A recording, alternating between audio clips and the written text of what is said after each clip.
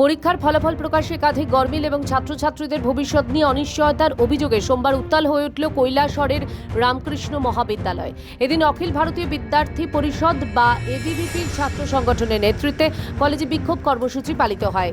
বিক্ষোভ কর্মসূচিতে সামিল ছাত্রছাত্রীরা জানান, ত্রিপুরা বিশ্ববিদ্যালয়ের অধীনে থাকা রামকৃষ্ণ মহাবিদ্যালয়ের পরীক্ষার ফল প্রকাশে দীর্ঘদিন ধরেই গুরুতর ত্রুটি দেখা যাচ্ছে। যত ভালোই ছাত্র বা ছাত্রী হোক না কেন, পরীক্ষায় কোনো না কোনো একটি বিষয়ে তারা ব্যাক পাচ্ছে।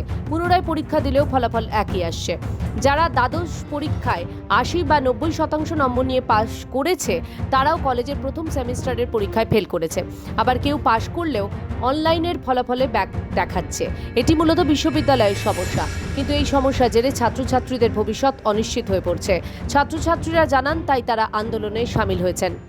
প্রত্যেকটা ডিগ্রি কলেজের মধ্যে একটা সমস্যা, যে সমস্যাটা হচ্ছে সাধারণ ছাত্রছাত্রীরা যারা ভালোভাবে পড়াশোনা করছে এবং পরীক্ষা দিচ্ছে, পরীক্ষা দেওয়ার পরেও তাদের ব্যাক, সেই ব্যাক ক্লিয়ার করার সময় যখন তারা ক্লিয়ার করছে, ক্লিয়ার পরেও দেখাচ্ছে যে ব্যাকের সময় যেই নাম্বার ছিল সেই নাম্বার এখনও দেখাচ্ছে। আর আরেকটা সমস্যা হচ্ছে, যেটা তারা এক্সামে বসেছে, এক্সাম দিয়েছে, তারপরেও তাদের ওই এক্সামে অ্যাটেন্ডেন্স থাকছে না, যার ফলে তাদের প্রত্যেকটা সেমিস্টারে একটা একটা করে ব্যাক দেখাচ্ছে।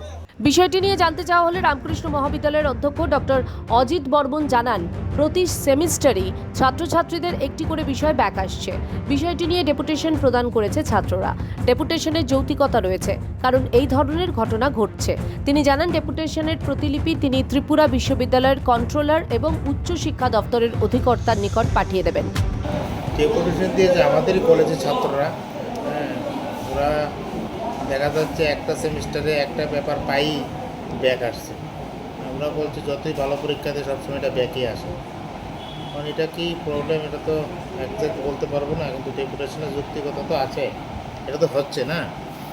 তো এটা তো পুরোপুরি ইউনিভার্সিটি বলতে পারবে এটা যে আসলে প্রবলেমটা কি, এটা কি সফটওয়্যার প্রবলেম না অন্য কিছু সমস্যা, এটা পুরাটা ব্যাপার ইউনিভার্সিটি ভালো বলতে পারবে।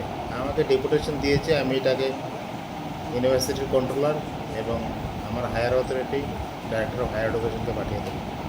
আজকে যারা ছাত্রছাত্রীরা ডেপুটেশন দিলেন, এর আগেও কি এই সমস্যাটা নজরে এসেছিল? এর আগেও নজরে এসেছিল। আমি সাথে সাথে সব স্টুডেন্টেরই যারা যারা আমার কলেজের এরকম প্রবলেম আছে, আমি সবারই ডাটা কালেকশন করে ইউনিভার্সিটিতে পাঠিয়ে দিয়েছি।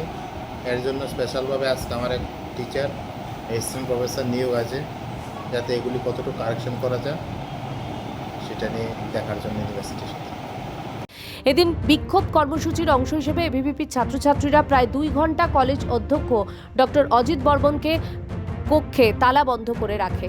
পরে কলেজ ভবনের সামনে ত্রিপুরা বিশ্ববিদ্যালয়ের উপাচার্যের কুশপুত্তলিকা দাহ করে আন্দোলনকারীরা। এই ঘটনায় রামকৃষ্ণ মহাবিদ্যালয়ের চত্বর এদিন উত্তেজনা ছড়ায়। ত্রিপুরা থেকে দেবাশিস বোসের রিপোর্ট, সিএন ত্রিপুরা।